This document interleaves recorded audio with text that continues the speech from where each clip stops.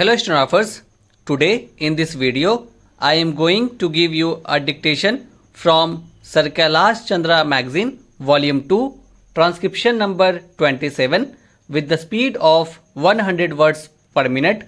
So be ready for it. 5 seconds to go. Start. Mr. Vice Chairman, Sir, I rise to support the Plantations Labour Amendment Bill brought up by the government for our consideration. Sir, the sad plight of millions of toiling people who sweat on various plantations in the country to earn valuable foreign exchange for us is really too much to be expressed in words. These workers live and work in most inhuman and pitiable conditions. These plantations include tea, coffee, cinchona, rubber, etc. And as we know, tea alone is one of the major foreign exchange earners of our country. But, sir, it is indeed most regrettable that notwithstanding a lapse of 34 years since our independence, these workers who earn crores and crores of rupees by way of foreign exchange have to live in most miserable conditions. They live in houses that are most insecure and collapse frequently, and when these workers die as a result of these collapses, their guardians or their dependents do not get even due compensation for the loss that they have to bear. Unhygienic living in distant and far-flung areas, compounded with lack of medical and educational facilities, make their life utterly miserable.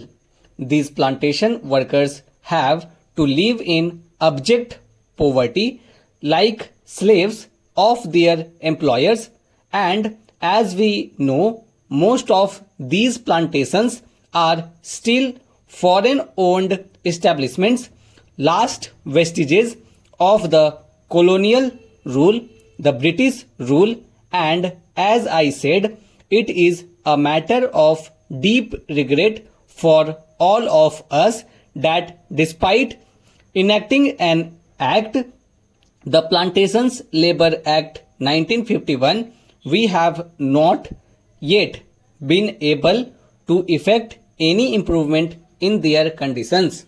I think the employers alone are not responsible for their miserable condition.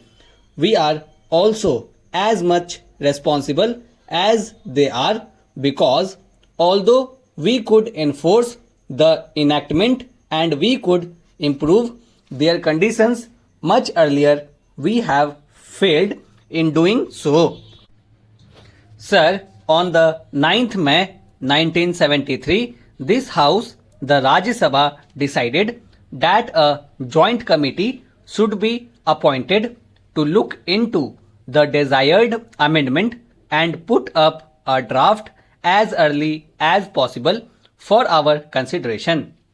On the 26th May 1973, the Lok Sabha also adopted our resolution, our motion, with the result that a 45-member committee, in which 15 representatives were from the Rajya Sabha and 30 from the Lok Sabha, was appointed to look into the matter.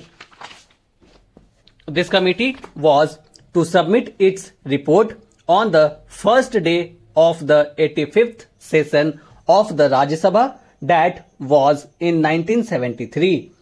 But this committee had to be granted 3 extensions, and the report was ultimately available on the 3rd March 1975.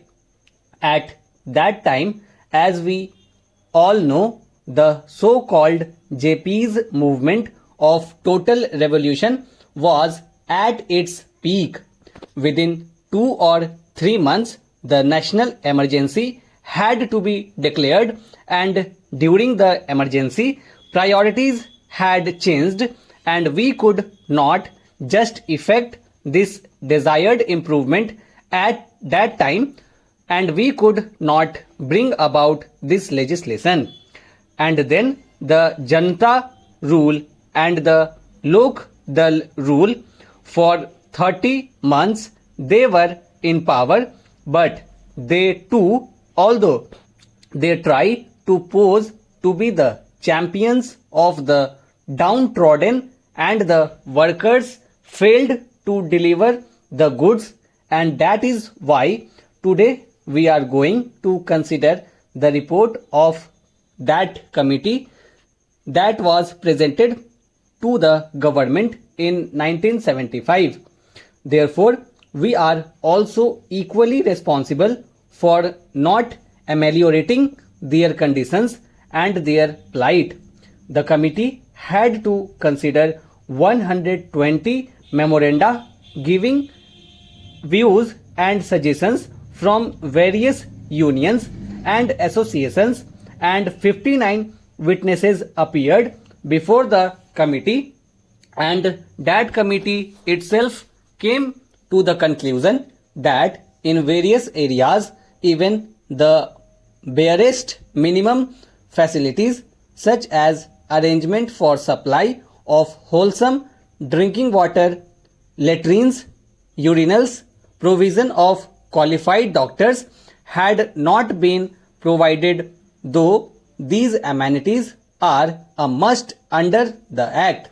The Act has been there, but we could not enforce it. We could not implement it only because the employers did not want it. They did not want to give the workers due justice. Inadequacy of punishments that are awarded under the Act is one of the main impediments standing in the way of implementation of various welfare measures. Courts generally take a lenient view of the offences under the Act, and they let off the employers who are offenders with lighter punishment, which generally amounts to a fine of Rs 100. So the committee suggested amendment to section 36 of the Act.